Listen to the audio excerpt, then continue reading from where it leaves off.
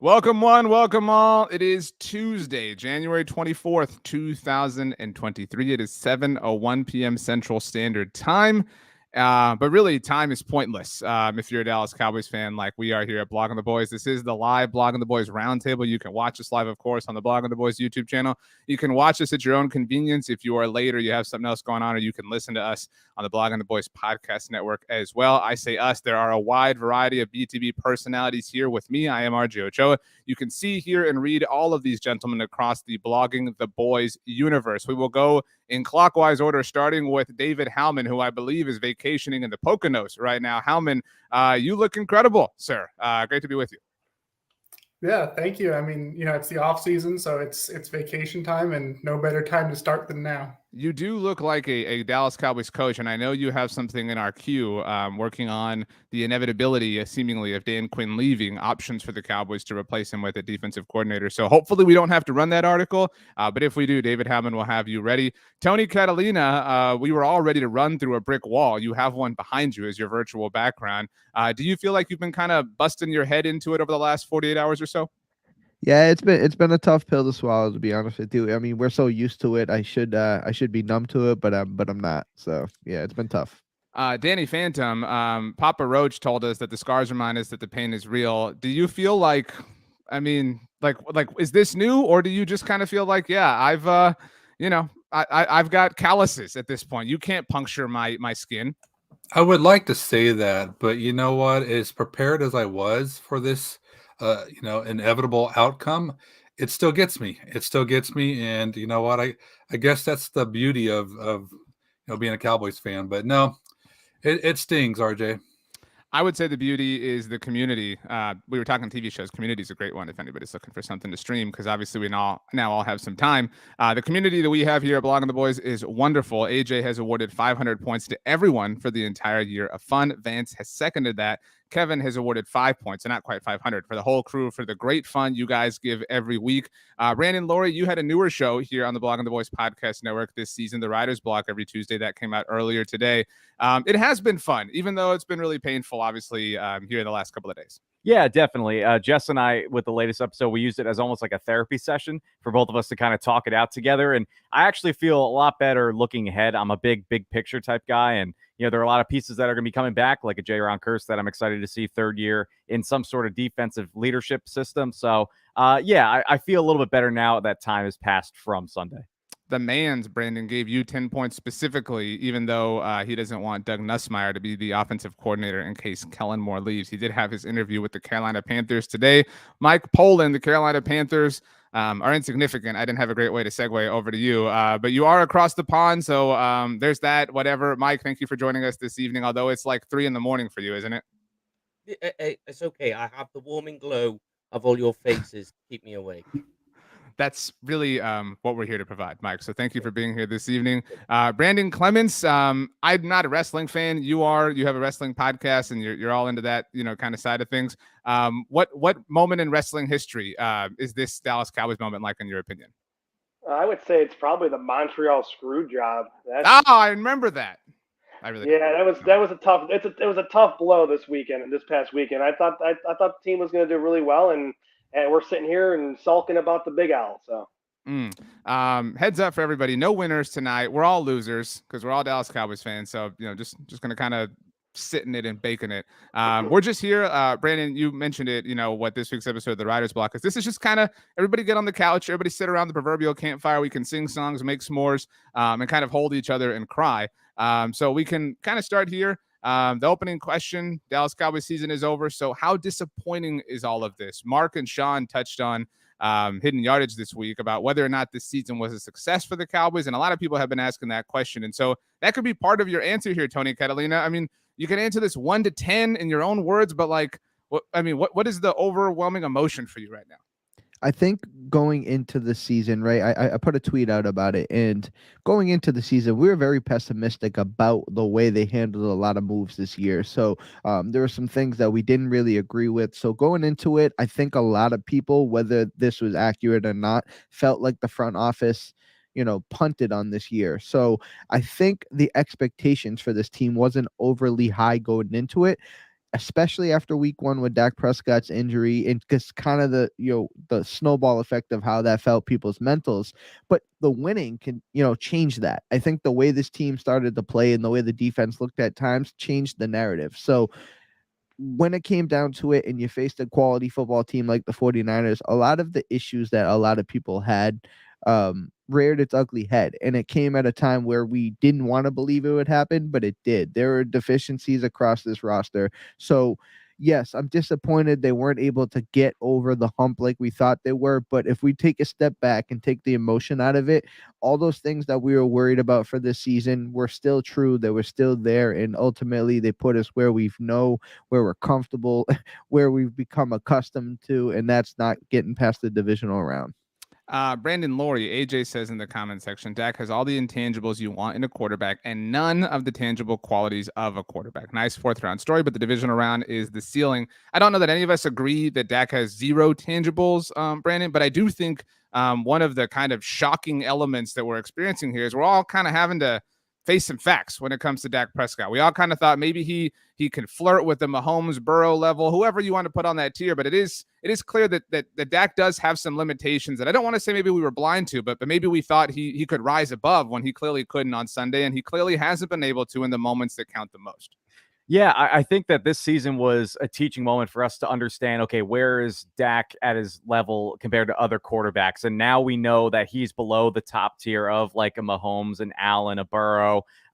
Even like a Justin Herbert is a little bit above him. I know he hasn't had that much success compared to Dak, but Dak has limitations. We understand that. And I think now we know that when you surround Dak with talent like he has in the past, like the front office has, he has success and he will still win the Cowboys games. Like that shouldn't be lost in all of this disappointment, is that Dak Prescott will still win the Cowboys games. He just needs help. And I think that's okay to admit. Like I said, like the whole therapy thing, like it's okay to admit that you're not at that level. Now it's on the front office this offseason to surround him with talent. We're hearing that people want, more explosive offensive playmakers, re-sign your own, maybe like even a Tony Pollard, get another wide receiver in there. Something has to happen to help Dak elevate to that level. He can't do it all on his own. We saw this a few years ago when they brought in Amari Cooper. I think now it just kind of reaffirmed everything that he does need help. And I think that's okay to admit.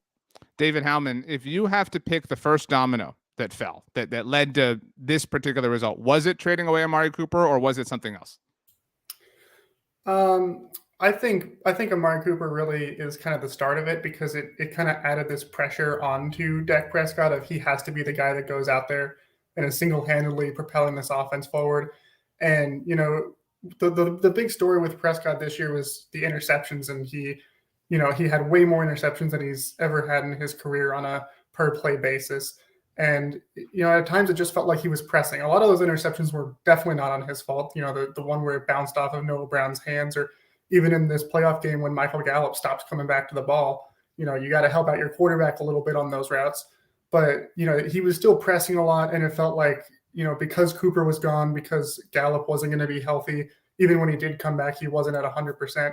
He was kind of trying to press a little bit too much, trying to do too much, putting too much of it on him, which is an admirable trait. But at the end of the day, it didn't really work out in the best way.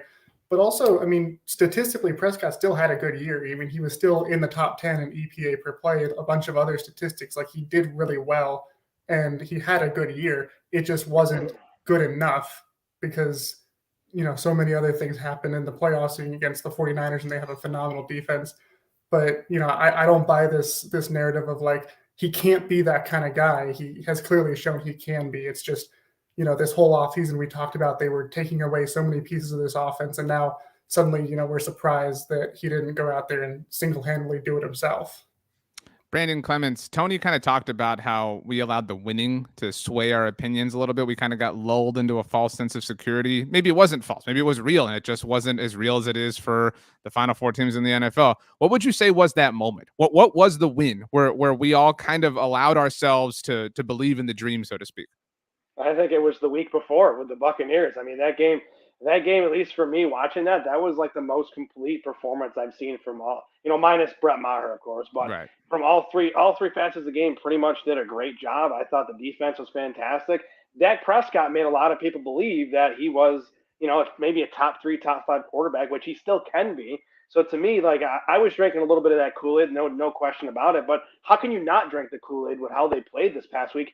And they slayed the GOAT. I mean, and they did. And it wasn't even one of those games where it was not even a question when the Cowboys are going to win. It was pretty much done right out the gate. That's just how great of a performance it was. And overall, the season I think has been good. I mean, first road playoff victory in 30 years. I mean, that's pretty good. Back-to-back 12-5 win seasons. I think that's pretty good. And back-to-back playoffs, first time since 07. I mean, it's been a successful year. I mean, obviously, you want to see the Lombardi Trophy, back in Dallas, but unfortunately, this didn't happen this year. But there's a lot of great pieces to build around, and if the draft goes well and free agency goes well, they make some savvy moves that they've done in the past. Next year could be really good for the Cowboys. Danny Phantom, Vance Williams offers us a super chat. Thank you very much, Vance, and says, are we sure that Dak has limitations, or does this offense have limited everyone? Hearing people say this is looking like late stage Mike McCarthy and Aaron Rodgers in Green Bay. And there are a lot of bets that the Cowboys made, Danny, that worked out, that we all ate a lot of crow on. Brett Maher was one of them, despite obviously the kind of sputtery end of the season for Brett. But the Amari Cooper situation, and it wasn't just trading away Amari Cooper. It was the way they tried to hedge that, re-signing Michael Gallup, assuming that everything would be status quo, signing James Washington, drafting Jalen Tolbert. I mean, there are problems besides Dak Prescott not being the best quarterback in the NFL. Is that true or false? It's true. There are problems, but the biggest thing is Dak. It's always about Dak. And I mean, this notion that Prescott's not one of the better quarterbacks in the league, I'm not even going to listen to it. The guy, he didn't have a great season, and he had a bad finish. And, we saw some of that going down the stretch, and there was concerns, and, many of us had those concerns, but Dak Prescott is still our guy. But the problem is no team is going to win when the quarterback does not play well. And that's what happened there. We could talk about how, yes, Cooper would certainly have helped, having other playmakers certainly would help. I heard Dak it was the Aaron Andrews pregame show. Dak just straight up said, I have enough weapons, and he does, and we saw that against Tampa Bay. And it's not something that the team is handicapping him with in any way. I think this is a good enough team, and I think he's a good enough quarterback. It's just one of those situations where the other team played better, and we're never going to have success in the playoffs if we don't have a quarterback that's playing well. The lunatic Mike Poland says the first issue was hiring Mike McCarthy and not letting him install his system and telling him Kellen Moore is his offensive coordinator. Now, we've all argued and debated back and forth here on the Roundtable and throughout Blogging the Boys whether or not we think Kellen Moore provides value for the Cowboys or not. That's kind of a divisive subject among the fan base. But Mike Poland, there is something to be said. Like, hey,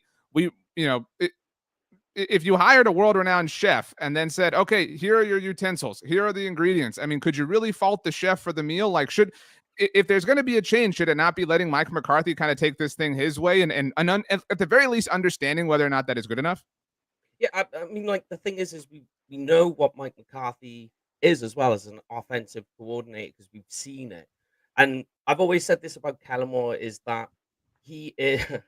I might swear a little bit here by saying he's reverse Jason Garrett. So Jason Garrett had a similar formula, but it was on the running game, where it seems to be with Kellen Moore, it's the reverse of that, where it's constantly passing game, moving away from the running game, which ironically this year is something the Cowboys were really good at, but he seemed to always want to move away from it. So there has to be something else higher up the food chain that's stopping Mike McCarthy being able to take hold of the offensive control. And it's got to be from the Joneses saying, no, we will install the Kellen Moore system.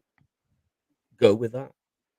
I stumbled on the segue to you during the introductions, Mike, but you set me up very well here, talking about the run game and talking about instructions coming from down top. Maybe Mike McCarthy's being told to avoid the code red. It came out this week. Actually, it came out about not even 24 hours after the season officially came to a close. The Dallas Morning News reported that Zeke Elliott is willing to take a pay cut to stay with the Dallas Cowboys. This is the first year since Zeke Elliott has been a member of the team that he has no guaranteed money on his contract. The Cowboys could cut him, designate him a post-June 1st cut, and I'm rounding here, save about $6 million this year, and of course eat $6 million next year. Again, if he were to be a post-June 1st cut.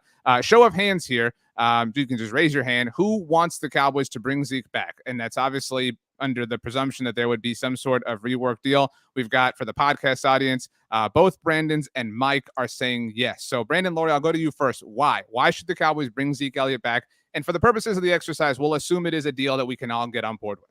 Yeah, it's to me, it's the same thing about Tyron Smith, where I look at the deal that Tyron Smith has, and it's a very team-friendly deal. And I do understand that you don't want a player to keep staying on the roster to be a progress stopper.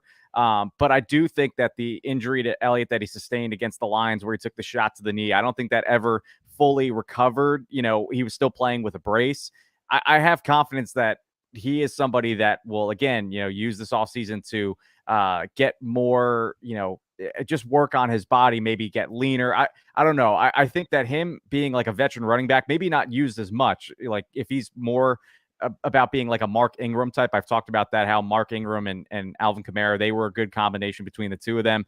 Short yardage situation. And again, I think it depends on the price. I'm saying I would have him back, but it certainly depends on the price. Will McClay talked about on the Cowboys Hour for DallasCowboys.com. He said that when these guys talk about pay cuts, he's like, that's all well and good, but what is that number? You know, it's like you could take the pay cut, but if we're not on the same page, then it's not going to work out. So if he comes back maybe for $5 million, $6 million on a 1 year rework deal, maybe 2 years, 12, something like that, I think that would be feasible and serviceable. But also the fan in me, I guess, doesn't want to see him go because it's more of an end of an era of Cowboys football and kind of moving on to the next chapter. Danny Phantom, you wrote an article today on Tuesday at bloggingtheboys.com. The title is literally "Why the Cowboys Must Part Ways with Ezekiel Elliott." And you cited the things we have talked about many times. His yards per game have literally gone down every season he's been in the NFL. Granted, the drop-off from last year to this year was minimal, but it is still technically a drop-off. Obviously, averaged 2 yards a carry approximately over the 2 playoff games. And if you want to speak in generalities, Danny, Tony Pollard went down, and the Cowboys had nothing to do but rely on Zeke Elliott in the run game in a do-or-die playoff game on the road against a bitter rival to get where they haven't been in a very long time, and it wasn't like Zeke helped them out. Correct, and that's the issue here. And I mean, you can just look at it. If you just go back a few years and you watch Zeke, you know, break to the outside, you can just see how much juice he has then versus now. To me, it's just this is just the way that it is. There's so much historical evidence that says that, you know, the wear and tear of the running back, that's a real thing. Zeke is just, I mean, he's put that on display. He's really struggling now. And the Cowboys, I feel comfortable that they can go in and supplement better production on a rookie deal, you know, and package that with Tony Pollard and use those resources in that combination than I would then. I mean, I love Elliott. I'd love to have him in the locker room. I've been a big table pound for Elliott in many cases, but it's just not smart as far as if you want the best roster, and it's just a move I think the Cowboys have to make. And we all see it. He just 2 yards a carry is not going to get you anywhere. You got to give. I would feel better about Malik Collins in that playoff game on Malik Davis and that not Malik Collins. Malik Collins would have been something very interesting. No, that would have been that would be like Neville Gallimore in coverage. But yeah, no, I have Malik Davis out there. He actually runs with more pop to me. So I think the Cowboys can find answers in the draft, package that with Pollard, use that money in a smart way. So that's why I just have to say, you know, it's just time to move on. Okay, quickly before just a yes or no, Howman, Tony, and Danny, you were all the ones who, you know, were team not bringing Zeke back. Are any one of you switching your answer if Tony Pollard is not back, or are you fine just kind of resetting in that scenario? Okay, so nobody's like, I don't want Zeke, but if we can't keep Pollard, if they don't keep Pollard, then I have to keep Zeke. Just making sure nobody feels that way. David Howman, Casey Hammond says in the comment section, parting ways with Zeke could be the thing that shows the rest of the team that you have to carry your weight to be on this team. Ultimately, it's just about holding guys accountable. Casey added, Zeke is sort of the Jalen Smith of the offense. Haha, kind of a little bit of a joke. All due respect to Zeke, I'm just speaking pragmatically in 2023. And David Howman, Brandon touched on it. Like, it would be hard and it would suck. Like, it's been an era. I don't think it's touched on enough that Zeke Elliott was drafted as the Cowboys left Valley Ranch and moved into the star. I mean, he is literally the middle of the Venn diagram for important moments in this franchise's history. But I don't think, Howman, any kind of real logic. I mean, there are only emotions as far as the debate to keep Zeke Elliott on this roster. Yeah, I mean, that's pretty much it. But, you know, what I always come back to is that's kind of how this front office operates. You know, Jerry Jones has always had the Cowboys be a family-oriented business. Literally, his family is the ones running the whole thing. and he has close relationships with all the players. And the realist in me thinks not for a second is Ezekiel Elliott actually in danger of being cut. I think that's why he's open to taking a pay cut. I think they're going to do whatever it takes to keep him on this roster in a way that's somewhat financially affordable for them. If I were the one running the show, though, I would not only be okay with cutting Ezekiel Elliott this offseason and getting all those cap savings, but I would also be okay with letting Tony Pollard walk. You just saw this year, Malik Davis comes in as an undrafted free agent. He actually averaged more yards per carry than Zeke this year as an undrafted rookie. And it's not like he just had, 5 carries all year. He played some significant snaps down the stretch when he came in as a running back 2 behind either Pollard or Zeke. And that's what you can get from an undrafted rookie. Imagine if you go out in this draft and you take somebody in the middle of the round, middle rounds in the late round. You can find running backs that are going to be able to give you good production and at a high level that you don't have to pay, inordinate amounts of money like they are with Zeke. I mean, even Pollard, they're probably getting ready to either give him a big deal or maybe even tag him. He was a 4th round pick. They've already proven that you can find good running back talent without having to use a high draft pick or spend a whole bunch of money. And I would just go back to that well this offseason. Even their last running back, who they drafted at a moderate range or in the moderate range before Zeke, Joseph Randall, all off the field issues aside, was a very talented player for the Cowboys. And I think we all agree, had he been able to stay on the field, who knows what happens. Maybe the Cowboys aren't even considering drafting Zeke Elliott in 2016. Brandon Clements, you kind of like topsy-turvied your hand. You were kind of in the middle. What would sway you one direction, I guess? I don't mean the band that broke up as well, but what would push you towards keeping or letting Zeke walk? It comes down to dollars and cents. I mean, if you can get him in the range of what Loree was saying, like $5-6 million, get him down to that, I'm good with it, because to be honest, Nyheim Hines for Buffalo Bills, he's got a $6 million contract. Cordero Patterson's making about $5 million, and then also Gus Edwards, the Gus the Bus in Baltimore, he was making about $4.5 million. So if you can get him at like $5 million, I'm good with it. But I do agree with Howman. If the numbers are way too high, which I mean, I feel like the running back market, I feel like the numbers aren't going to go that far up. I mean, everybody thought Zeke was setting the market, and it kind of went the other way. Not that many running backs in the league are making double figure $1 million contracts a year. So a guy that I'll throw a name out there in the middle of the NFL draft this year, a guy that I'm very familiar with.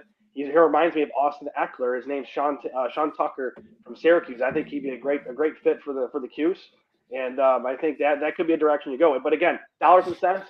If we can keep Zeke, I would love to keep Zeke. If $5 million, I mean, he could spell Tony Pollard, assuming he's back, and he can be kind of like just the hammer, and just he could be our short yardage back, and just let Pollard handle the 20 to 20, and then if Zeke comes in for the short yards and punches it in every so often. I'm okay with that. I saw everybody was really upset about Kyle Brandt's rant about the Cowboys and equated Zeke Elliott to Mike Tolbert, which was just kind of a can't believe we're at this place sort of statement to hear on Monday in the aftermath of all of this. Mike, shout out to Casey Hammond for kind of turning us into this conversation. Casey says, I'm very sentimental about Zeke, but I can admit that being sentimental is what made Jerry keep Garrett around for too long. Can't be sentimental when you're one or two key players from the gold. Now, we have seen the Cowboys, Mike Poland, make a few sentimental decisions over the years, but we have seen them make two, I think, that were very notable. The most recent one in my mind was finally letting Jason Witten walk, and I attributed that personally to Mike McCarthy. And I hate to admit this because I loved him, and I think everybody loves him, still loves him. I love him. When the Cowboys let Des Bryant walk, they did not ever look stupid for that. As far as football stuff was concerned, it was unfortunate that Des got hurt very early on in his career with the New Orleans Saints. So we kind of, can play a bit of a what-if game there. But Mike Poland, on the subject, what are the non-emotional decisions that the Cowboys need to make this offseason? And obviously, we've just talked about Zeke. So what else? What else do the Cowboys have to do, whether it's moving on, maintaining? I mean, how do they separate the emotion? What are the things they have to do in that regard? That's a good one. I know. I'm on my A game. Yeah, I know. See, now I'm going to have to think. It was Casey Hammond. I'm trying to buy you some time. Casey Hammond was the person who asked the question. So it was really Casey who put you in this bind, Mike Poland. It's going to be, if you think of the free agents, so there's some guys like that they've drafted, maybe like Connor McGovern, like has he shown you enough to keep him going, which I think they have. So are they not going to make an emotional decision there based on the past that they've developed him? But also the other one, another good one would be Dalton Schultz. Although That's a good answer. Yeah, I have heard though on the grapevine that he's not going to be retained. Dalton Schultz, if he's not brought back, had kind of a poor final moments of his Dallas Cowboys career. And it's again, and I think me and you have spoken about this before. It seems to be the tight end position that the Cowboys are very good at drafting and then helping to turn into an NFL product and then release to the NFL into the free agent market. It's a constant theme. Danny Phantom, I'm going to come to you in a moment, but Tony, I wanted to come to you to talk about this. Kevin says the non-emotional thing to do is let Pollard and Zeke go. So we've talked about Tony Pollard, franchise tag him, whatever. It's unfortunate that his injury, the left fibula, is of course going to play a role in his potential earning power, whether with the Cowboys or somebody else. But Tony, we actually found out today, Nick Corte of Over the Cap has projected the Dallas Cowboys to pick up 3 compensatory picks, 2 in the 5th round, 1 in the 6th round, which again contextualizes how bad the Amari Cooper trade really was. But beyond that, Tony Catalina, the Cowboys are very, very well known for looking at pending free agents and saying that's a walking comp pick. They did that with Byron Jones. They've done that with many different players. Tony Pollard is a walking comp pick. Let him go. Give you the pick next year in 2024 and replace the way we've all discussed. But Tony Catalina, what is the non-emotional thing in your mind? And then Danny Phantom after you. I mean, for me, the non-emotional thing is understanding that this year they thought or tried to present Dak Prescott as this superhero that could cover up all the wrongdoings of the roster. I think they need to understand that Dak is a good to great quarterback who can make plays and be a star when he's on, he can give you that ability. But at the same time, stop building your roster that he's going to be able to cover up like all the deficiencies. Go out there and actually attack free agency like we're actually in a window. This man is turning 30. I know that because we have the same birthday, and I'm already over the 30 years old thing. So attack this roster construction with the same energy they showed us in the last month of the year, or the last 2 months of the year, really. They wanted Brandon Cooks. They wanted T.Y. Hilton. They were wooing Odell Beckham Jr. This is a team that I think halfway through the year realized like, oh man, we might be able to do something, and maybe we should put some guys around this. Now I think they need to go out there and kind of still have that same mentality. There's no point in counting your money and putting that in your back pocket. Dak Prescott has shown you the ability to be a good player, but these other good players have people around them that can make plays as well. So it's non-emotionally change your philosophy on free agency. Go and take a risk. I mean, what's going to happen? Like if it doesn't work out, what are you going to go another 27 years without an NFC championship? Like seriously, what are we holding here? Like I understand that you don't want to like go crazy and do stupid things, but at the end of the day, you have to find a way to get over the hump that we just have not been able to do. I would add that Jonathan Hankins trade to the group you talked about with, being interested in Odell and obviously the T.Y. Hilton thing, Brandon Cooks, et cetera. Danny Phantom, what non-emotional thing must the Cowboys do this offseason? I think other than the obvious Zeke answer, I honestly think it's going to be another situation where we're going to have to let go of a fan favorite tackle. And I think that will come in the persuading Tyron Smith to retire.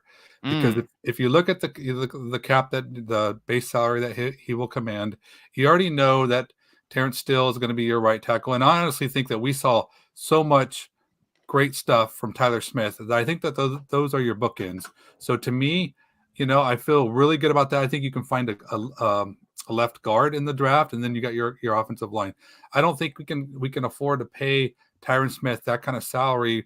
And honestly, we were fortunate that he was healthy and held up down the stretch. That's not going to happen again because it just doesn't happen. So to me, it blew up in their face, to be clear, Danny. Like, I mean, he got hurt. Oh, they didn't have a plan at swing tackle, and that blew up in their face, and Tyler Smith saved them.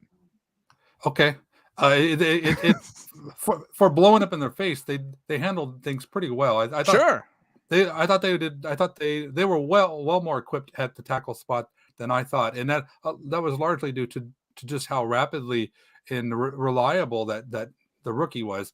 And obviously Terrence Steele's a great player too. So I mean, those are your future ends to me. So I just think that as much as we love him and as much as he's still a decent player, just as LC is, I don't think we can justify paying that anymore. And I think it's going to be one of those things where unemotionally we have to just persuade him to just hang it up. Brandon Loree. Yeah, I to play devil's advocate with the Zeke thing we were talking about, non-emotional. I like I said, the numbers have to make sense for me. The production isn't justifying the price tag, but I do look at Jerry Jones as the business guy, where he doesn't want to make the same mistake twice. And you brought up the Dez, you brought up the Jason Witten. I think they really regret what happened with DeMarcus Ware, letting him go and then seeing him go on to win a Super Bowl with the Broncos. And I think that will play a factor in letting Zeke stay or go, because he doesn't That want him sounds to go. terrifying. I know, but I'm just saying, like, I don't agree with that type of mentality, but I do look at it as he might not want to see Zeke hoist a Lombardi with another team. Whether that happens or not, I'm just saying that might play a role into this, how he doesn't want to make the same mistake twice. Danny, you had a thought. I just want to ask the bottom row people with the Zeke people, and I love Zeke. It's just the orientation. Like, Danny Just- doesn't think less of you guys, just to be clear. Absolutely. But I mean, do you guys really feel good when Zeke gets the ball? I mean, do you still feel like he's got it? I mean, to me, when I'm thinking about this, I don't even know that I even want them. If he came back on vet minimum, I don't know that I want him to get carries. I mean, I just don't feel good about the pop that he has. Do you still feel? I mean, $6 million a year. Do you feel good about Zeke getting those touches? That still makes you feel okay? Yeah, I'm Okay, good with just- it. okay. Yeah, sure. I mean, he could be a very good short yardage back and a power back. 2 yards Yeah. a carry. And I should just to be clear, to the yards per carry, like on the overall, he was their short yardage back. Like, that does influence things. I think we're all willing to kind of understand that. I think we're all willing to say it's not like Zeke was ripping off 60-yard runs if they were using him on their own 20, though. But Mike Poland, you do trust Zeke. Yeah. You just said it perfectly. And to answer Danny, it's the short yardage situations and the dirty yards. How many times we see this season and even last season where it's 3rd and short, 3rd and 2, and the defense managed to wrap him up. The pile comes up, and somehow underneath that pile, Zeke is over the game line, and he's got you a first down. And it's not just that either; it's his pass protection. And I know a lot of people go to that, but this season, I went back and checked on 52 pass blocks. There were 6 other players that had 0 sacks with Zeke on 52 pass blocks or more, but Zeke had less pressures than all of those players. Tony, you raised your hand. Yeah, I just wanted to make my stance clear just before I got lumped into the anti-Zeke army here. He's bailing on y'all, Danny and Howman. I'm indifferent, and why I didn't raise my hand is because I don't like how they handled it. I think I can be like, okay, I understand on both sides of it. If you're gonna put this guy on the roster and he takes like a significant pay cut, you're telling me I can get a guy who is a short yardage back who had 12 touchdowns and just under 900 rushing yards in a season where everybody is like, get this guy out of here, he's a bum. You know what I mean? Like, I'm okay if that's bum numbers. But also at the same time, I'm okay with not having Tony Pollard come back as well. If you want to keep Zeke on a pay cut that pays him significantly less than he's paying, and then use a top 100 pick on a running back that makes him the fresh legs, makes Zeke kind of that spelled back there, and kind of use that situation. Now there's a lot less money allocated to that running back position, and you have a guy under control for 4 years on a rookie deal. It's a reset. Now, mind you, everybody keeps talking about Malik Davis, and I think Malik Davis showed us a lot. If Rico Dowdle didn't get hurt, Malik Davis wouldn't even been the running back. You know what I mean? So Rico Dowdle beat him out by camp. So that tells you there are some other guys and other options that can be happening. So just to make my stance clear, whatever way they shake out, Zeke emotionally is one of my favorite players on this team. But if he went one way or stayed or however, I'd be okay with how they handle it. David Howman, I wanted to come back to this comment. Mob Rules, on the subject of non-emotional things the Cowboys should do, says getting rid of Josh Ball. I think we can lump Kelvin Joseph in there too. I mean, the Cowboys are not a team that gives up on draft picks early on before their rookie contracts have expired. I think the most infamous example is Taco Charlton. Obviously didn't even see the end of his rookie contract and as a 1st-round pick. So Josh Ball, 4th-round pick, but Kelvin Joseph is a 2nd-round pick. That would be a little bit of an indication, Howman, would it not, that the Cowboys are kind of willing to take things a little bit more seriously than maybe we saw over the course of this season? I mean, I think it might be a bit of an indication, but really, Kelvin Joseph, his rookie year, he did not get a whole lot of playing time. Most of it was on special teams. The same was true this year. And when he came in, I mean, he had 2 games before they really pulled him. Granted, he was really bad in those 2 games, but in terms of overall volume, he hasn't really had an opportunity to show what he can do. Similar with Josh Ball, he was on injured reserve all of last year. Granted, he looked terrible in the preseason, and I'm not I'm not one bit worried or sad that we didn't get to see him play extended snaps this season. But at the same time, I mean, this was really his first actual season on the roster, being in every single day, being in practice. So how much of a determination can you make about him at this point? I think, to me, to just get rid of either of those two because of the knee-jerk reactions to the little bit we saw of them this season, that would be an emotional decision rather than, taking the unemotional approach and saying, hey, we still need to evaluate these guys. And, if you get through training camp, you get through preseason next year and they're still not showing it, and there's someone else you want to keep instead, then you can cut them. But, to just go ahead and say, they're out now, like, to me, that's more of an emotional decision than cutting them. Tony Boston Howman says, I like this guy's hat that's talking. It shows me he takes his Cowboys seriously, but he's also down to have a good time. I do think that is a fair characterization of your persona. Brandon Loree, nobody brought this up, so I'm going to bring it up to you. I think a non-emotional thing the Cowboys could do that I would appreciate is pay Trayvon Diggs and CeeDee Lamb. I mean, don't drag your feet. Get ahead of this. Understand the way that the market works. You're going to have to bite the bullet. You're not going to convince them to take some discount. You're not going to present any idea that they're going to swallow that playing for the Cowboys is worth more, et cetera, et cetera. Be forward thinking. I would love to see that with two of the most important players for the future, Brandon Loree. Yeah, I would say sign CeeDee Lamb and then see what happens with Diggs. And I only say that because I do think CeeDee Lamb is the priority. I say Diggs is secondary only because he plays in the secondary. Exactly. Yeah. Right. Because of what I saw down the stretch of the season with regards to when he had to make a play, right? Even in the San Francisco game. And I understand the ball was tipped. It's a tough play. But when you're an elite all-pro type cornerback like you were last season, like you have to make that play. And I'm talking strictly about numbers. I do think that it's important to bring him back. But when you're looking to reset the market for the cornerback position, cornerbacks like a physical cornerback like a Jalen Ramsey, he's willing to tackle. He's been proven to show that. Trayvon Diggs at the beginning of the season against the Bengals, that he was the reason why they won that game. But down the stretch, I started seeing a little bit more hesitancy. Maybe it's a business decision type thing. He knows he's going into a contract year, possibly. So I do understand that. But I would say priority first to CeeDee Lamb and then get Diggs done second. Danny Phantom, you sort of motioned your hands like you wanted to reverse this, but Sir Lord Commander says, pay Diggs what he ain't him. I'm not young enough to say him like in the context that these kids do, but I mean, I felt really weird reading it. Kevin says, I'm okay with not paying Diggs. Lamb is a must. But Danny, you feel opposite. You think that Trayvon is the priority of the 2020 draft mates. It's not so much I think he's the priority. It's just, remember, we got a 5th-year option on CeeDee Lamb. So his contract year is, I mean, we got an extra year to deal with that. So we're gonna exercise this 5th-year option so that we can renegotiate that into that season. So that in turn makes Trayvon the priority in that regard. That's all I want to say. That's a fair point. Brandon Clements, would you like to see the Cowboys get this done? Because there isn't a precedent within this organization, except for Zeke and the aforementioned Jalen Smith, of the Cowboys getting ahead of things financially. Yeah, I mean, I got to go with Lamb. Lamb's the obvious choice. He's had a great season. I mean, he's a clear number 1 wide receiver in the NFL. He's a top flight player. You might as well pay him a little bit early, just before the ceiling starts rising. I just think it'd be a good time to do it. And honestly, we're forgetting about somebody else in the back end. I mean, we got to pay Donovan Wilson. I think he's the kind of guy I want to keep around. He's a tremendous player, and he does something that Diggs sometimes I feel lacks a little bit, and that's tackling. So I like guys that can tackle hard, and he's a force out there, and I want him back with the Cowboys long term. Howman, you raised your hand. Yeah, in all the talk about Lamb and thinking about these wide receivers, one unemotional thing that the Cowboys could and should do this offseason is reevaluate the way that they look at the receiver position, the way that they scout the receiver position.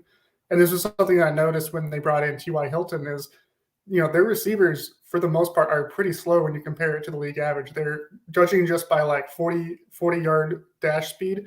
Their fastest receiver prior to Hilton coming on was Jalen Tolbert at 4.49, which is not that fast when you look at all the different numbers that they posted at the combine.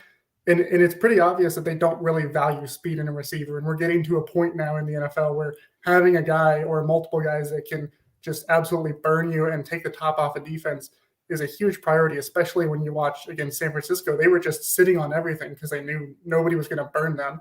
And they were bracketing CeeDee Lamb because you take him out of the game, nobody else is going to be able to go downfield on you. So if they can change up their approach to that, if they can get someone in who, no disrespect to Hilton, but he's not as spry as he was back when he ran the combine, 30 years ago. that could be a whole game changer for this offense and give them something they haven't had in a long time. Quick show of hands. Just you brought up the name Howman. Show of hands. Who wants to move on from Jalen Tolbert in the offseason? That would be arguably a non-emotional thing. You could argue that it would be emotional. And like, okay, let me rephrase. Who wants to move on from Jalen Tolbert for football reasons? Because I think the only reason anybody's fine keeping him is because he's a 3rd-round pick on his 2nd year, and you never know. Okay, so everybody's willing to give Jalen Tolbert some time, just to be very clear on here. Okay, let's go around the bend. 2 questions. We're going to do the sad one first. Mike Poland, I'll start with you. What was the worst moment of the season? And you cannot say Dak Prescott's injury or obviously the season-ending loss against the 49ers. And if somebody shares Mike's answer, you can kind of, cheer him on and say that's my answer too. But Mike Poland, you're up first. It's going to be probably the saddest moment would be losing to the Packers. Because, that was a killer. We wanted to take Aaron Rodgers out. It looked like the previous game before he checked out of playing football. So we were like, it's there for the taking. I mean, even now when you think back, we took out Brady. Yes, finally, we did it. If we could just check that box on the Packers, that would have been nice. But we didn't manage to. So when you look back, like people can say the Jaguars, but look what the Jacksonville Jaguars did. I mean, they went into the playoffs as deep as the Cowboys did. So you kind of can get a bit of solace from that.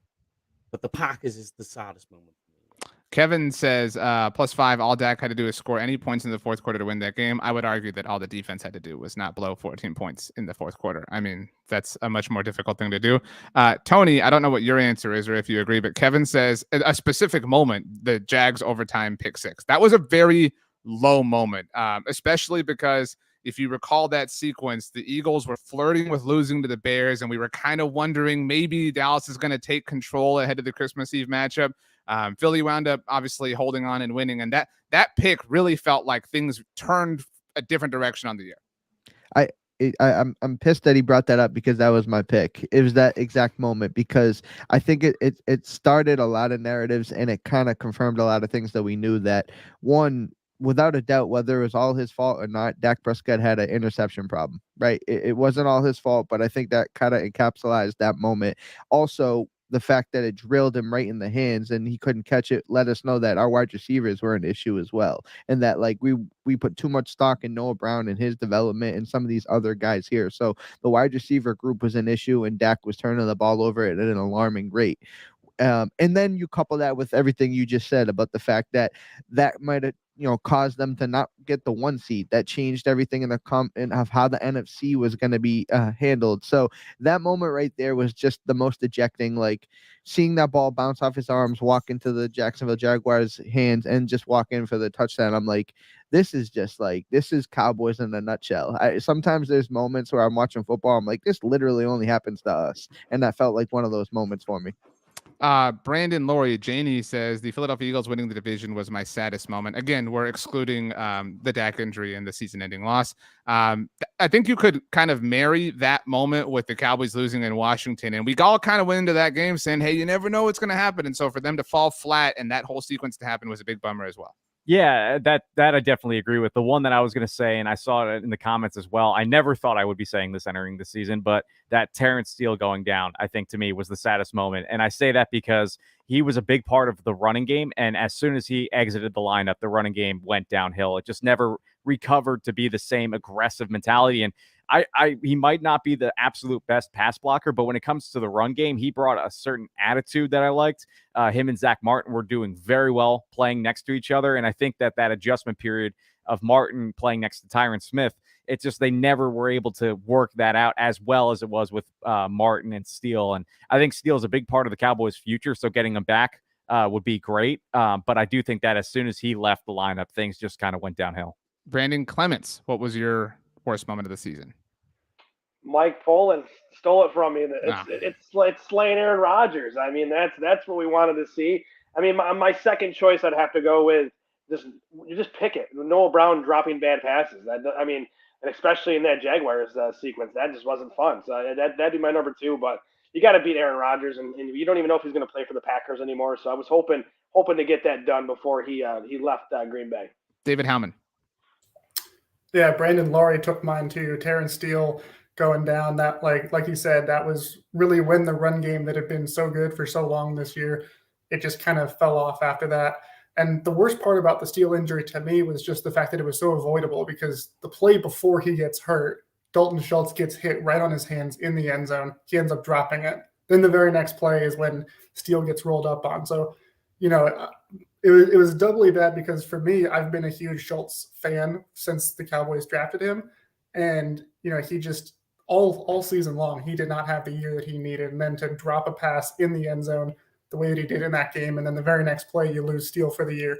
It was just kind of encapsulated the Cowboys season of making things harder on themselves and then having to reap from it shortly thereafter. I do think there are some like really unfortunate butterfly effect moments like that, Howman. In the Cowboys' final drive in the first half against San Francisco, that fourth down that everybody thought they're going to go for this, or they're going to kick the field goal, and everybody had the Brett Maher kind of stuff. I tweeted in that moment that I would have gone for it. And I'm not like arguing this would have changed anything, but had they kicked the field goal, even if they had missed it, the next play, Tony Pollard got hurt. And so you just wonder, had they kicked the field goal, had they made it, had they taken the 9-6 lead, like, again, I'm not saying Tony Pollard's presence like 100% changes anything, but it is a really devastating game to play with yourself. I see your comment, Watsamata, about your super chat. Could you please comment again? I don't know where it is. I'll look for it right now. But Danny Phantom, what was your worst moment outside of the qualifiers? So actually, to me, it's just the whole Houston game in general, and I know that's a game that the Cowboys won, and obviously the big reason is because of the Terrence Steele injury, and I love Terrence Steele, and of course, just been heavily, stated about the effects of what losing him did to the Cowboys running game. But I want to also say there was a couple other things too that really bugged me in that game, and the big one obviously was Prescott's decision making. I thought that some of the throws that he was making, it's like, this is very uncharacteristic of Dak.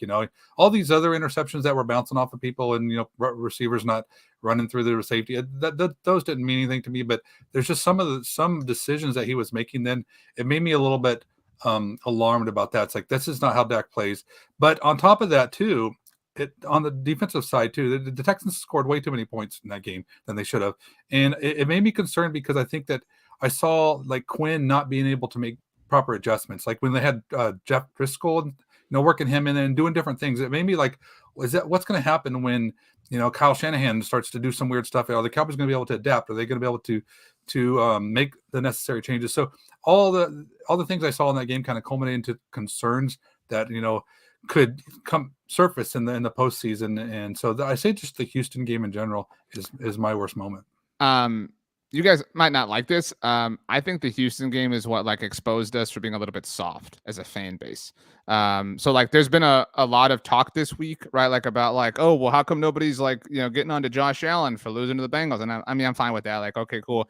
But like the week after the Houston game, we were all like, how come nobody's talking about the Chiefs going to overtime against the Texans? Like that, the Texans game turned us into like copium artists as Cowboys fans, which was really frustrating. Mike, did you have a point that you wanted to get to? Yeah, just talking of Houston, I was thinking of another early sad moment was Dennis Houston, because we were all wondering what was going to go on with the wide receiver position, and he exploded in training camp, and it never translated in the regular season. So that was a sad moment too. I found the super chat, by the way. Watsamata said, number one, love you guys. Sorry, I got here late, Watsamata. Number two, in reply with Steele, what is the restricted free agency rule? If it means we get to match any offer, what's he actually going to cost us? $10 million. The Cowboys can tender him, so they will not, in any likelihood, let him hit the open market. So you won't have to worry about that. That's just a luxury that works for the team. I have one, if you guys are okay with it. It's a weird one, though, and nobody said it. It was Jalen Hurts getting hurt. And this is a weird thing. Like, I understand that, but like, that was the moment. Like, that was the opportunity to like measure the Cowboys to see like, can they go shot for shot with this Eagles team? Because obviously after that, it was the Titans game and it was the Washington game. And what was really unfortunate, and we didn't know this at the time, was the Titans game wound up being effectively meaningless for the Cowboys. It was meaningless for the Titans. The Commanders game had a little tiny meaning, but it wasn't the same thing. And so that was the last real chance. And I'm not saying like had the Cowboys lost to Jalen Hurts, then the season-ending loss on Sunday in San Francisco would have hurt less. But it would have been nice. It would have been nice to have seen that and been able to see whether or not they could have beaten that team. Because the Eagles could win the Super Bowl this year, and we could be sitting here and saying, well, the Cowboys are better than them. That might not be true. Like, we really do not know. We really don't know going into next year if this defense can hang with or handle, the Jalen Hurts-led offense with Dak Prescott under center on the other side. Is that a weird answer in anybody's mind? Nope, not at all. Okay, well, shout out to you guys for being correct then. Okay, let's end on a positive moment. What was the best moment of the season? I would like different answers so you can't repeat what somebody said because this is a positive thing. So we'll go back to, we'll start with David Howman. What was the best moment of the season? Well, because I get to go first, I'll take the low-hanging fruit, which was winning their first road playoff game in so many years, almost 3 decades, and doing it against Tom Brady too. And, just the manner in which they did it. I mean, they made Brady look like he was a 6th-round pick, all those years ago. And he looked off. He looked lost. He looked like he was seeing ghosts. The defense was phenomenal in that game. But more than that, Dak Prescott had the best game of the season, arguably the best game of his career. And the only thing in that entire game that went wrong for the Cowboys was Brett Maher inexplicably missing 4 extra points, setting a record. So they broke history. They set a record, which we don't have to talk about what the record was, but they got the win. They moved on, and it was just it was such a fun time. And I was riding such a high that night and the next day. And we don't have to talk about what happened afterwards, but that game was incredible. Isn't it interesting that like the one demerit and their like sterling like best moment of the season was the player who wore number 19, given like all the consternation surrounding Amari Cooper? Like that really was just kind of like an omen in that sense. Brandon Clements, you get to go next. You can't pick the Tampa win. What is your best moment of the season for the Cowboys? I mean, it was a whole quarter, 33 points worth against the Colts. That was a lot of fun. Wow, that's a good answer. Yeah, that was a lot of fun. I watching that game, and it was too close for 3 quarters, and then the Cowboys just came out and destroyed them in quarter 4, and that was it, and made me go to bed nice and happy. That was the red helmet stripe too. So that was also like, putting away a tiny little jinx, whatever. That gave birth to the Matt Ryan moment between he and Dak Prescott. That was go win it. That was super cool. Obviously it didn't, whatever the case may be. Danny Phantom, your best moment of the season. Can't pick Tampa or Indianapolis. Well, in that case, I'm going to take Minnesota. I thought that was just a remarkable game from the Cowboys. I think that, Prescott didn't throw the ball a lot, but he was super efficient. I mean, he looked really great. The whole team looked great. I think it was one of the few games where it's like you just can't point to anything that the Cowboys did that's like that they weren't doing well. And also, Minnesota at the time, people thought they might be good, and so just going there and winning 40-3, and of course we could have even scored more. So that was a fantastic game, and I just think it was like Dak's back. Look how great the offense is. The defense still phenomenal, and just this is what you get now. All right, Mike Poland. We've got Tampa, Indianapolis, and Minnesota off the board. Where are you going for the best moment of the season for the Cowboys? For my best moment of the season is LVE finally shaking off the gremlins and being a beast. Wow, sorry, David Howman. No, I mean, like we've seen what this run defense was like when we lost LVE for a period, and then we seen what it was like once he came back again, and he's completely shaken off everything, and he is the major priority to be signed this offseason. He's the main man, and for me, seeing him, because he did end the season last year on a high, and he seemed to come in. You see him go from game to game to get, and constantly every week he's the top tackler. He's stopping plays on 3rd down. Highlight for me, seeing LVE finally be true to that 1st round pick that he was. So we had 3 games, and actually Brandon had a quarter, specifically the 4th quarter against Indianapolis. So you just kind of picked like a long-standing moment that was Leighton Vander. So Tony, there are a wide-ranging sort of type of answers. Where are you going here for your best moment, or I guess best thing of the Cowboys season? Yeah, I mean, obviously, you're looking at both Daves, really. They picked the 2, the best moments in my mind. But if I had to say, like, my 3rd favorite was the Cooper Rush month that started off with, the Bengals game, because we lost 19-3 to Tampa Bay. What a cheat, by the way! You took a month and said you really put Brandon behind the 8 ball. I can really specifically say it was the Bengals game because season. That's true.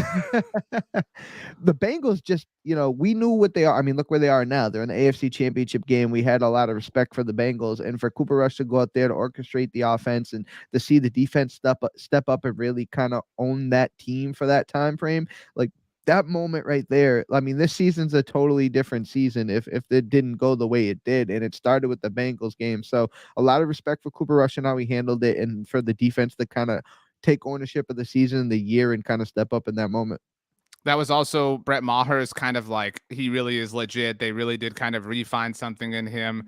And, it's such a delicate time when you're 0-1. There's all the and now it's different with 17 games, but like teams that start 0-2, et cetera. And granted, the Bengals did and are now obviously in the title game. So, wow, Brandon, Tony really screwed you, if we're being honest here. So Tampa's gone. I guess technically the first 3 quarters against Indianapolis are available, so you could take the Malik Hooker performance from that game if you want. Danny Phantom took the Minnesota game.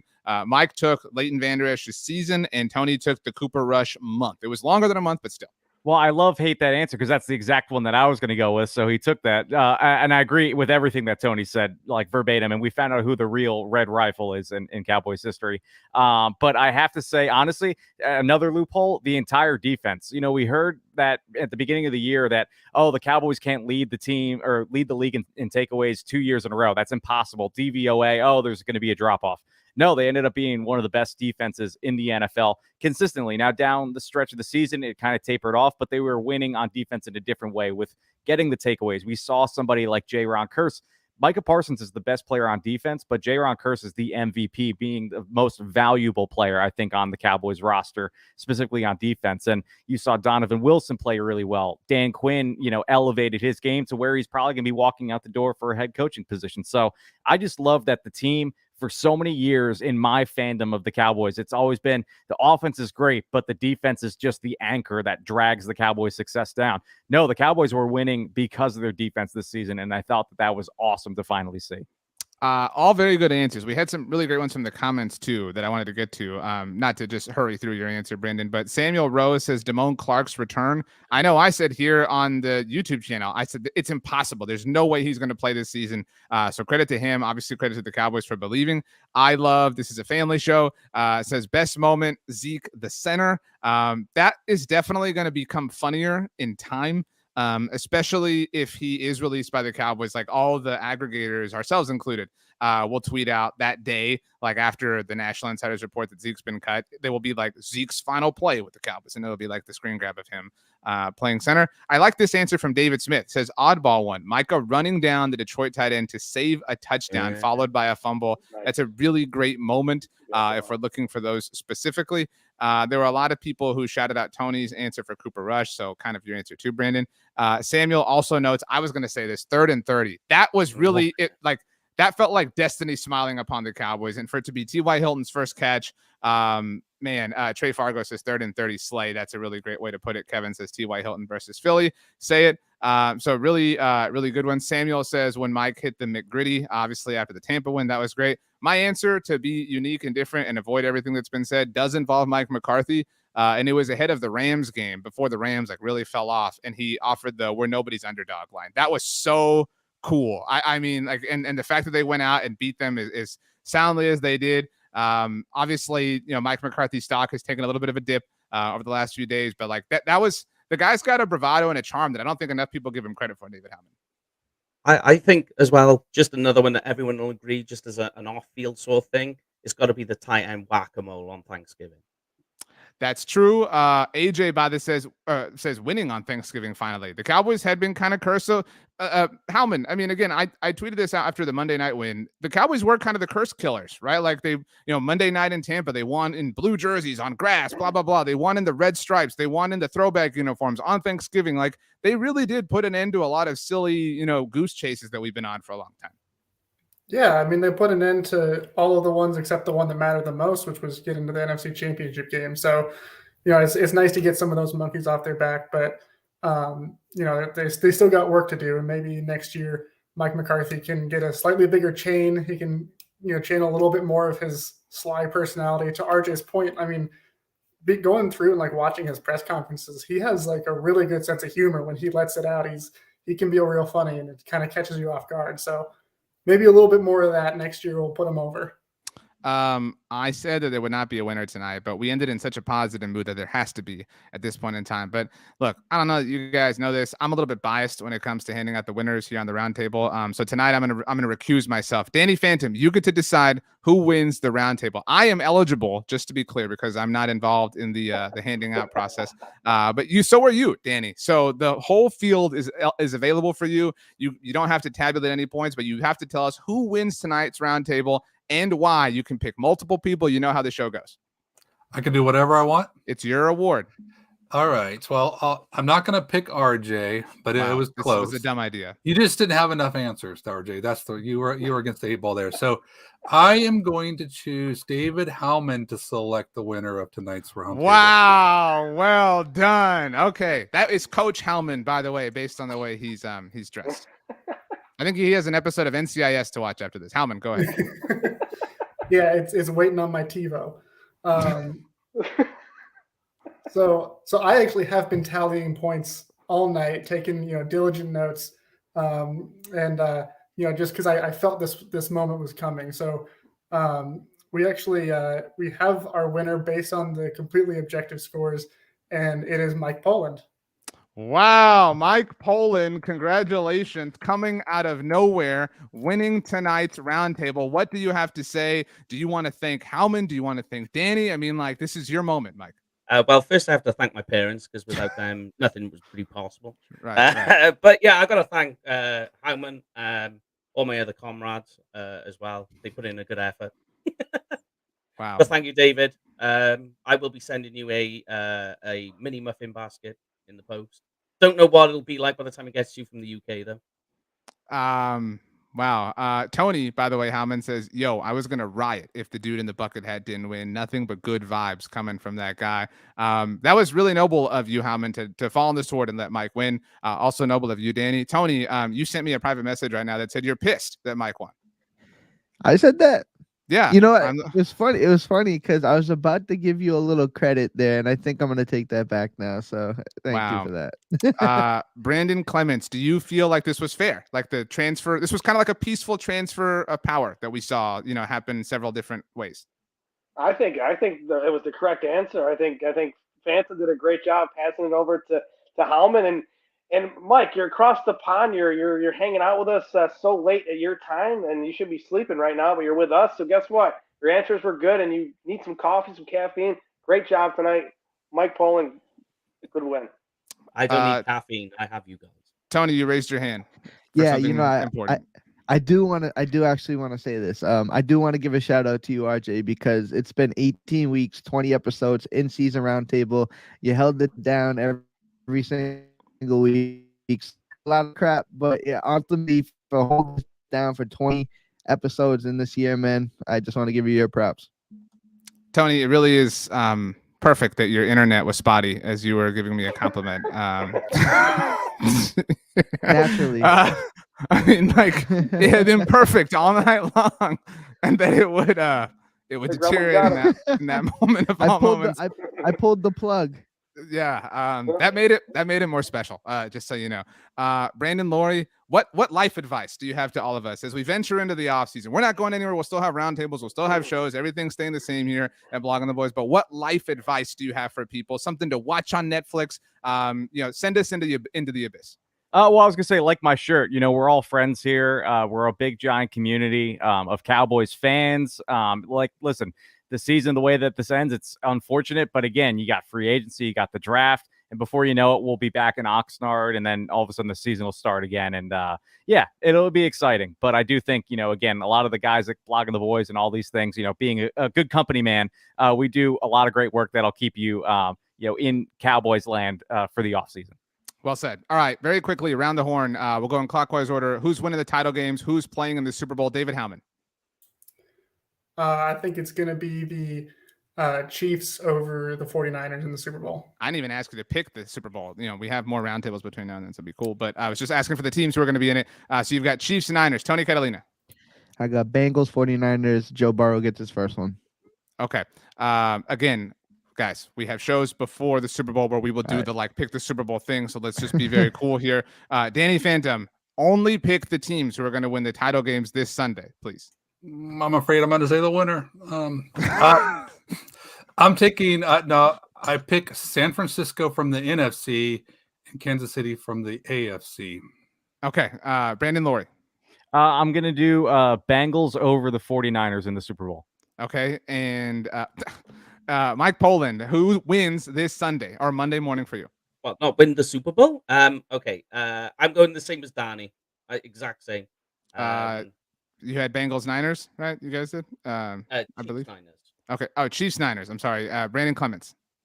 Arj, I'm going to follow the rules here. I'm going to say Bengals in the AFC and the Niners in the NFC. We'll leave it at that. Yeah, I am picking the Bengals to win the AFC and the Niners to win the NFC. This is not a complicated exercise. Nobody's picking the Eagles? I was literally about to say that. Nobody, right? Nobody picked them. Watsamata says, wow, birds are not real. So if the Eagles win, it will be a very long 2 weeks. And the Nick Sirianni memes will be something. Tony Catalina, the final words belong to you. They can be a noise, they can be a song, they can be a rap, they can be life advice, they can be anything you want, but you are sending us out tonight. I love song. You want it sad or positive? I want what you feel in your heart. I feel in my heart I'm tired of this, man. I'm tired of having this feeling. This. Okay, let's go positive. Let's go positive. All right, let's go positive. There's always next year.